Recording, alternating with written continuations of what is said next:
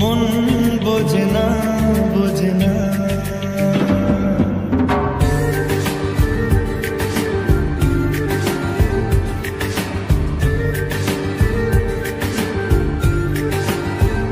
পড়ছে কেন বিনা মেঘে বাজ, পদ্ম লেখা আমার নয় কাজ। চাইছি দিনে অল্প দেখা তোর, পাল্টে দিতে আমার গল্পের মন।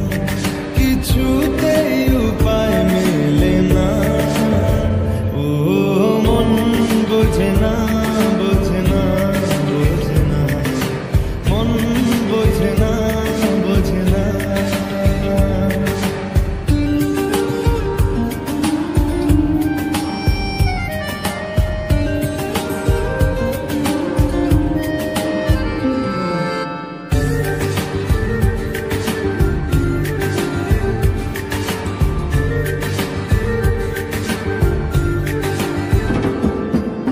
ইচ্ছে করে একটা ঘরে থাকবো দুজনায়, করবো ভিটে খুশিতে সঙ্গী হবিয়ায়। কলের পাড়ে জলের ধারা ঘরের পরে তুই, চারটে হাতে খেলা পাতে এক জোড়া চড়ি। সে ভাবনারা চোখ খুলে না, ও মন বোঝে না বোঝে না বোঝে না, মন বোঝে না বোঝে না। মাথায় কি গোবর ঠাসা আছে? জল ফেলতিস আমার মেয়ের ওপরে, হারাম জাদা মারবো একটা। 8 কুড়োর বেটা, আমার মেয়েকে বিয়ে করা হচ্ছে। লক কর কথা।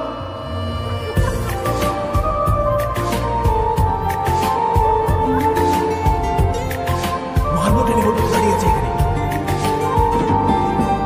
রোজ বিকেলে আতর ঢেলে তোকে সাজাবই, মেলায় যাব রিক্সা চড়ে বসবি পাশে।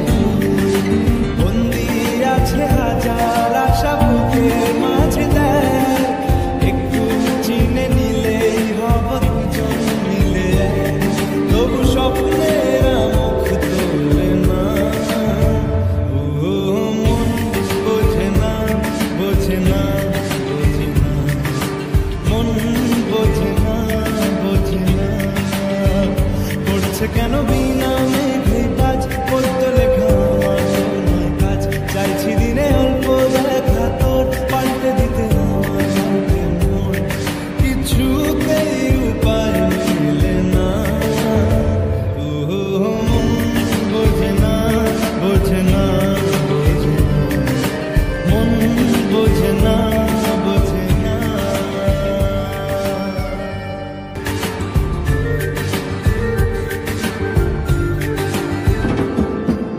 ইচ্ছে করে একটা ঘরে থাকবো দুজনায়, করবো ভিটে খুশিতে সঙ্গী হবিয়ায়।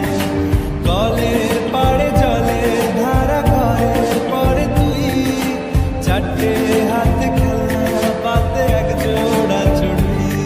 সে ভাবনারা চোখ খুলে না, ও মন বোঝে না বোঝে না বোঝে না, মন বোঝে না বোঝে না।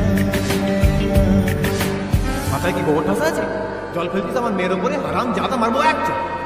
8 কুড়োর বেটা, আমার মেয়েকে বিয়ে করা হচ্ছে। লক কর কথা। তো বন্ধুরা, তোমাদের ভিডিওটা কেমন লেগেছে অবশ্যই কমেন্ট করে জানিও। এটা কোনো নাচ নয়, ব্যাপারটা হচ্ছে যে এই যে মন বোঝে না যে গানটা, সেই গানটা কিছু কিছু ক্লিপ আমরা কেটে কেটে শ্যুট করেছি। মানে ও আমাকে অ্যাকচুয়ালি ঘটনাটা বলে দিই, যারা মুভিটা দেখোনি, ও আমাকে ভালোবাসে, ঠিক আছে? আমি একটা গরিব ঘরের মেয়ে, ও একটা গরিব ঘরের ছেলে। তো আমি আমার মাকে খুব ভয় পাই, আর এ আমার পেছনে পড়ে আছে। আমার মা খুব রাগী, মানে আমি নায়িকার চরিত্রে বলছি, আমার মা খুব রাগী। তো আমি যেখানে যাচ্ছি, আমি ঘরে জল খাচ্ছি বা আমি চা খাচ্ছি, যাই খাচ্ছি, ও আমার ঘরের বাইরে এসে হাত নাড়াচ্ছে, আমাকে আমার নাড়া দিচ্ছে। তারপর যখন আমি কোথাও ঘুরতে যাচ্ছি, তখন ও স্বপ্ন দেখছে যে আমাকে নিয়ে স্কুটিতে ঘুরছে, বা স্বপ্ন দেখছে যে আমাকে বিয়ে করেছে, সংসার করছে, আমরা একসাথে থাকছি, একসাথে গল্প করছি। আর একদম শুরুতে যে ক্লিপটা দেখলে যে হাতে ফোন নিয়ে, সেটা হচ্ছে যে ওর এক বন্ধু ওকে ফোনে বলছে যে তুই কেন প্রপোজ করছিস না। তারপরে ওই ফোনটা রাখার পরে ও আমার ফটোটা দেখছে, পাসপোর্ট সাইজে একটা ফটো আমার দেখছে।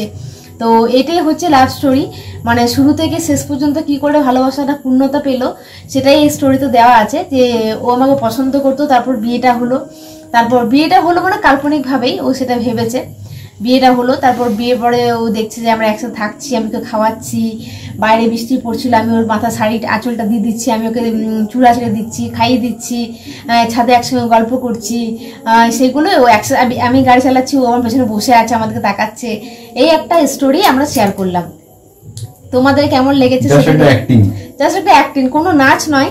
তো অনেক আপুদের এটা রিকোয়েস্ট ছিল কি তোমরা কাপল ডান্স করো, কিন্তু কাপল ডান্সের জন্য ক্যামেরাম্যান পাওয়া যায় না। আমাদের করতে কোনো প্রবলেম নেই, আমাদের কোনো বাধা নেই, কিন্তু কাপল ডান্স যে করবো আমাদের কিন্তু কোনো বাচ্চা নাই যে তাকে ক্যামেরাটা ধরা করবো, আর বয়স্ক মানুষদের কাছে আমরা করতে পারবো না। এটা হচ্ছে ব্যাপার।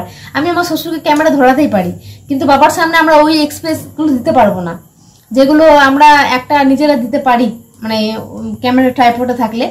আর একটা কাপল ডান্স করতে গেলে তো ঘরের ভিতরে হয় না, একটা ভালো জায়গা থাকবে, সেখানে একটা গাছ টাছ থাকবে বা কোনো পার্ক থাকবে, সেখানে একটা গানে শ্যুট করলাম। অবশ্যই ট্রাই করবো, যখন আমি বাপের বাড়ি যাবো তখন ওখানে ক্যামেরা ধরার লোক আছে, তো তখন আমি বাপের বাড়ি গিয়ে ট্রাই করবো। আর এইরকম ছোট ছোট গানের ক্লিপের ভিডিও তোমরা যদি দেখতে চাও, যেমন আমরা আজকে করলাম ছোট ছোট ভাবে পার্ট করে কোনো ক্লিপ যদি লাভ স্টোরি দেখতে চাও আমাদের গানের মাধ্যমে, তাহলে অবশ্যই আমরা এরকম করতে পারি। ঠিক আছে, তোমাদের কার কার এটা ভালো লেগেছে অবশ্যই কমেন্ট করে জানাবে, আর ভালো করে এই স্টোরিটা দেখবে, তাহলে বুঝতে পারবে শুরু থেকে শেষ পর্যন্ত যে হ্যাঁ কিভাবে ভালোবাসাটা পূর্ণতা পেলো। তো ও অ্যাকচুয়ালি আমার প্রেমে লাড্ডু হয়ে আছে, ভিডিওটা এইরকমই প্রেমে লাড্ডু হয়ে আছে, সবসময় স্বপ্নে ছয়নে সবকিছুতে আমাকে দেখছে, এটাই হচ্ছে ব্যাপার। যাক, এটা হয়ে গেল একটা ব্যাপার। আর সেকেন্ড কথা হচ্ছে বন্ধুরা, একটা ভালো ভিডিও আসতে চলেছে, একটা হিস্ট্রি বলতে পারো। তো হিস্ট্রিটা তোমরা অবশ্যই শুনবে, হিস্ট্রি বলবো না, স্টোরি বলবো, এই গল্প টাইপের। তো ওই গল্পটা সবাই শুনবে, তোমাদের আশা করি চোখের জল তোমরা আটকে রাখতে পারবে না। তো সেই গল্পটা খুব জলদি আসছে। গল্পটা অ্যাকচুয়ালি কাহিনী, সত্যি ঘটনা, তো সেটা আমি তোমাদের সাথে শেয়ার করবো, সত্যি ঘটনাটা। তো এখন এডিট করে উঠতে পারিনি, কারণ ওটাতে ভয়েস দিতে হবে। তো আশা করছি তোমরা গল্পটার জন্য ওয়েট করবে, আর আশা করছি তোমাদের ভালো লাগবে, এটাই হচ্ছে ব্যাপার। কোনো কিছু বলবে? তো এটাই হচ্ছে ব্যাপার, ওকে এত কষ্ট করেছি বন্ধুরা, করতে চাইছিল না, এগুলো করা ফালতু জিনিস আমার মতো মনে হয়। কারণ এগুলো সিনেমার অ্যাক্ট্রেস যেগুলো তারা প্রফেশনালি ওটার জন্যই তৈরি করা, এগুলো সাধারণ লোকের জন্য নয় ফার্স্ট অফ অল। দ্বিতীয় হচ্ছে এগুলোতে হচ্ছে ফালতু হ্যারাসমেন্ট, ভিউ জানি না, এমন ভিউয়ের গল্প আমি আসবোই না, কারণ এগুলোতে হচ্ছে এক একটা এতটুকু পার্ট, এগুলোতে মোটামুটি 30 থেকে 40 জন থাকলে, একজন ছাতানি ধরে থাকবে, একজন ক্যামেরা নিবে, 3 দিক থেকে 3 রকম ক্যামেরা থাকবে, তাহলে গিয়ে পারফেক্ট একটা শট পাওয়া যায়। একটা মোবাইলের ফোনে এইরকম শুটিং হয় না, তাহলে সিনেমাগুলো মোবাইল ফোনেই হতো। তো যাই হোক, তো এখন যেটুকু হয়েছে কেমন লেগেছে তোমাদের সেটা বলবে, কারণ আমরা আমাদের মোবাইল ফোন থেকে করেছি।